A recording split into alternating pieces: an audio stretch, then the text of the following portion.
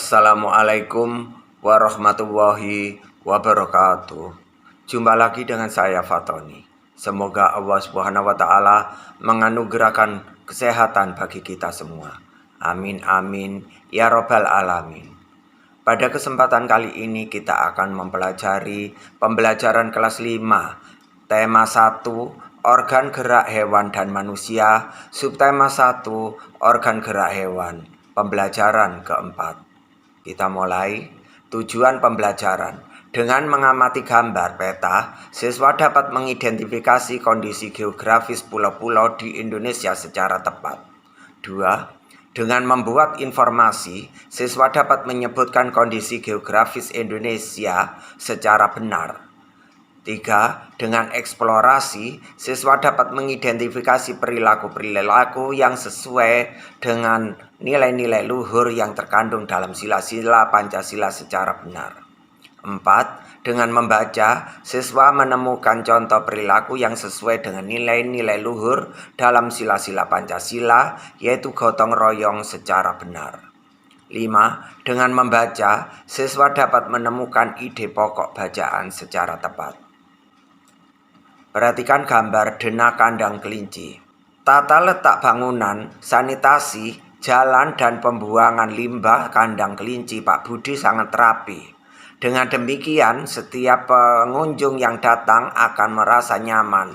Memang sebelum semuanya dibangun, Pak Budi telah mempersiapkan secara matang terlebih dahulu mengenai denah kandang kelinci. Tahukah kamu apa itu denah? Denah merupakan gambaran tentang tata letak dalam suatu ruangan atau tempat. Adapun gambaran yang lebih luas dibandingkan dengan denah adalah peta. Peta merupakan gambaran dengan menggunakan skala tertentu mengenai suatu daerah.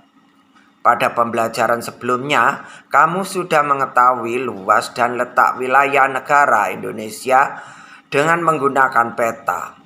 Dengan peta, kita juga bisa mengetahui kondisi geografis negara Indonesia. Ayo mengamati. Amatilah peta pada pembelajaran sebelumnya. Tulislah kondisi geografis wilayah Indonesia, khususnya kondisi geografis pulau-pulau besar di Indonesia. Kondisi geografis Pulau Jawa berdasarkan peta. 1. Luas 126.700 km persegi. 2. Batas laut Jawa, Samudra Hindia, Selat Sunda, Selat Bali. Batas daratan Pulau Kalimantan, Pulau Bali, Pulau Sumatera. 3. Keadaan alam. Nama-nama pantai dan laut. Pantai Pangandaran, Pak Carita, Siung, Tanjung Lesung, Anyer, Parangtritis. Laut Jawa, Samudra Hindia. B. Nama-nama dataran rendah. Surakarta, Semarang, Madiun. Nama-nama gunung. Gunung Salak, Tangkuban Perahu, Ijen, Semeru, Lawu, Merapi, Merbabu, Argopuro. Selanjutnya kondisi geografis Pulau Sumatera berdasarkan peta. 1. Luas 473.481 km persegi. Batas laut Teluk Benggala, Laut Cina Selatan, Selat Sunda, Samudra Hindia, Selat Malaka. Batas daratan Malaysia, India, Kalimantan. 3. Keadaan alam. Nama-nama pulau dan laut. Pantai Iboi, Sorake, Korocok, Pulau Jamur, Pasir Panjang, Nangsa, Tanjung Tinggi, Pasir Putih, Trikora, Paraitinggiri, Laut Indonesia. Nama-nama dataran rendah. Melabo dan Singkil. Nama-nama gunung. Gunung Talang, Gunung Perkison, Gunung Merapi, Gunung Leuser, Gunung Kerinci, Gunung Geuredong, Gunung Bandahara, Gunung Dempo, Gunung Singgalang, Gunung Talamau, Gunung Talang. Selanjutnya, kondisi geografis Pulau Kalimantan berdasarkan peta. 1. Luas. Luasnya adalah 743.330 km. Batas laut, Laut Cina Selatan, Laut Sulawesi, Laut Jawa. Batas daratan, Malaysia. Keadaan alam, nama-nama pantai laut, Pantai Kakaban, Sangalaki, Maratua, Singka, Island Park, Samber Gelap.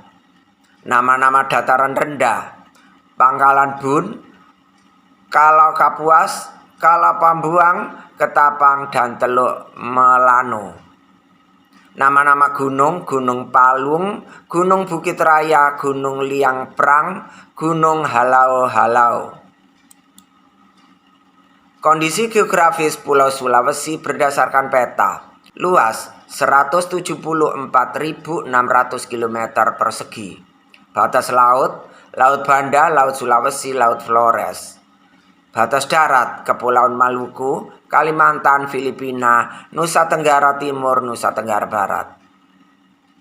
Keadaan alam, nama-nama pantai dan laut, Pantai Likupang, Pantai Malalayang, Pantai Lakeba, Pantai Tolise, Pantai Dato Majene, Pantai Manakara, Laut Sulawesi, Laut Wakatobi. Nama-nama dataran rendah, Jeneponto, Bulukumba, Bantaeng, Takalar, Goa, Selayar, Majene, Mamuju, Pangkep. Nama-nama gunung, Gunung Mahawu, Gunung Bawah Kareang, Gunung Latimojong, Gunung Karanggetang, Gunung Gondang Dewata, Gunung Awu, Gunung Lokon. Selanjutnya kondisi geografis Pulau Papua dan Maluku. Luasnya 1.133.019 km persegi. Batas laut, Laut Sulawesi, Laut Halmahera, Laut Banda, Laut Arafuru, Laut Filipina. Batas daratan, Papua Nugini, Sulawesi, Timor Leste. Keadaan alam, nama-nama pantai dan laut, Pantai Raja Ampat, Yenbeba, Pulau Veneu, Bakaro, Tanjung Kaswari, Pasir Panjang, Pintu Kota, Santai, Sapapei, Laut Banda, Maluku Arafuru. Nama-nama dataran rendah, pesisir Arafura, pesisir Transfly, pesisir Teluk Papua, Maluku Tenggara. Nama-nama gunung, Gunung Gamsunoro, Gunung Kapalamadan, Gunung Wololon, Gunung Jaya, Gunung Trikora, Gunung Mandala, dan lain-lain. Selanjutnya kondisi geografis Pulau Bali dan Nusa Tenggara. Luas 25.789,81 km persegi. Batas laut, Selat Bali, Laut Bali, Laut Flores. Batas daratan, Pulau Jawa dan Lombok. Keadaan alam, nama-nama pantai dan laut, Pantai Nusa Dua, Kuta, Legian, Sanur, Seger, Koka, Lasiana, Laut, Laut Bali, Laut Sawu, Laut Timor. Nama-nama dataran rendah, Sungai Telaga Wajah, Sungai Ayung, Lombok, Sumbawa, Flores. Nama-nama gunung, Gunung Agung, Gunung Abang, Gunung Batur, Gunung Batu Karu, Gunung Rinjani, Gunung Tambora. Kegiatan selanjutnya, ayo berdiskusi. Setelah kamu mengetahui kondisi geografis pulau-pulau besar yang ada di Indonesia, buatlah kesimpulan kondisi geografis wilayah Indonesia secara umum. Bandingkan hasil kesimpulanmu dengan temanmu. Mintalah pendapat dan penjelasan dari bapak atau ibu guru. Ya, ini misalnya hasil diskusi. Kondisi geografis wilayah Indonesia adalah kepulauan dengan 2/3 wilayah berupa perairan. Bentang alam Indonesia sangat lengkap dan bervariasi, mulai dari pantai, dataran rendah, lembah, padang rumput, rawa, sungai, hutan, dataran tinggi, bukit dan perbukitan, serta gunung dan pegunungan. Di Indonesia juga banyak terdapat gunung berapi, danau dan sungai, baik sungai besar maupun kecil, sungai panjang ataupun pendek. Antara pulau yang satu dengan pulau yang lain memiliki karakteristik kondisi geografis yang berbeda-beda. Demikian pula dengan hasil alamnya. Kegiatan selanjutnya, ayo mencoba. Setelah mengetahui luas dan letak wilayah negara Indonesia, sekarang giliranmu untuk mengetahui luas dan letak wilayah tempat tinggalmu. Gambarkan ke dalam sebuah peta sederhana. Untuk mendapatkan data dan informasi yang akurat, kamu bisa melakukan pengamatan langsung dan bertanya kepada para pengurus RT, RW, atau tokoh masyarakat di wilayah tempat tinggalmu. Selanjutnya, ayo membaca. Gotong royong modal dasar pembangunan. Gotong royong merupakan modal dasar bagi terciptanya suatu kemasyarakatan yang harmonis. Mengapa demikian? Karena dengan bergotong royong, masyarakat akan saling melakukan silaturahmi dan kerjasama, sehingga terjalin solidaritas. Seiring dengan munculnya rasa solidaritas inilah akan muncul juga rasa empati dan simpati di antara masyarakat yang akan mempererat dan memperkuat hubungan masyarakat. Dan lain-lain. Ini saya bacakan sebagian. Kegiatan selanjutnya, ayo berlatih. Sebutkan ide pokok masing-masing paragraf pada teks gotong royong modal dasar pembangunan. Ya, kalian bisa membaca sendiri di buku kalian masing-masing. Sekarang buatlah ide pokok dari masing-masing paragraf. Misalnya paragraf 1. Ide pokoknya, gotong royong merupakan modal dasar bagi terciptanya suasana kemasyarakatan yang harmonis. Paragraf 2, gotong royong dilakukan demi mencapai tujuan bersama, tidak memperdulikan agama, suku, ataupun golongan. Paragraf 3, prinsip-prinsip gotong royong sangat bermanfaat bagi pelaksanaan pembangunan nasional. Kegiatan selanjutnya, ayo menulis. Berdasarkan ide pokok berikut, kembangkan menjadi sebuah paragraf. Ini ada sebuah ide pokok, dijabarkan dengan kalimat pengembang sehingga membentuk suatu paragraf. Ide pokoknya, musyawarah mufakat adalah nilai luhur bangsa yang harus terus diterapkan dalam kehidupan sehari-hari. Paragrafnya, musyawarah mufakat adalah nilai luhur bangsa yang harus terus diterapkan dalam kehidupan sehari-hari. Penerapan dalam sikap sehari-hari adalah dengan mengutamakan kepentingan umum di atas kepentingan pribadi dan golongan, tidak memaksakan kehendak kepada orang lain, serta mengutamakan budaya musyawarah dalam menyelesaikan masalah dengan diliputi oleh semangat kekeluargaan.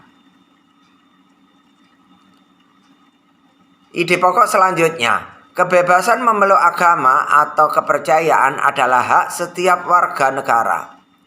Paragraf yang terbentuk yaitu, kebebasan memeluk agama atau kepercayaan adalah hak setiap warga negara. Setiap agama tertentu memiliki aturan masing-masing dalam menjalankan ajaran agamanya. Namun, perbedaan ini bukanlah alasan menjadi pemecah belah,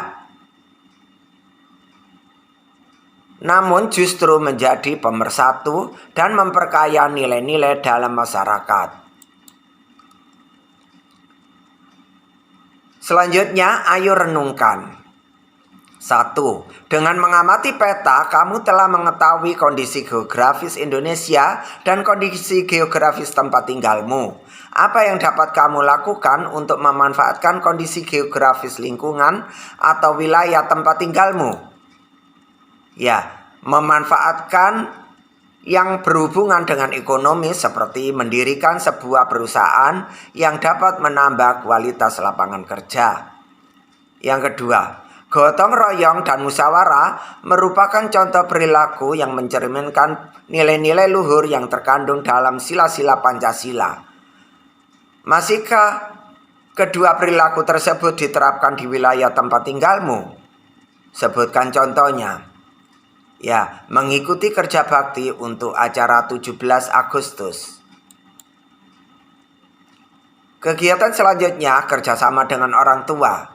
Ceritakan kepada orang tuamu perilaku yang telah kamu lakukan yang menunjukkan pengamalan nilai-nilai luhur sila Pancasila. Ya, misalnya di sini kita berperilaku dalam kehidupan sehari-hari sesuai dengan sila-sila Pancasila. Misalnya, memberi kesempatan teman untuk beribadah, menyantuni anak yatim, memakai produk dalam negeri, melakukan musyawarah untuk mufakat, bersikap hidup hemat, dan lain-lain. Demikian pembelajaran kali ini. Sekian, terima kasih. Wassalamualaikum warahmatullahi wabarakatuh.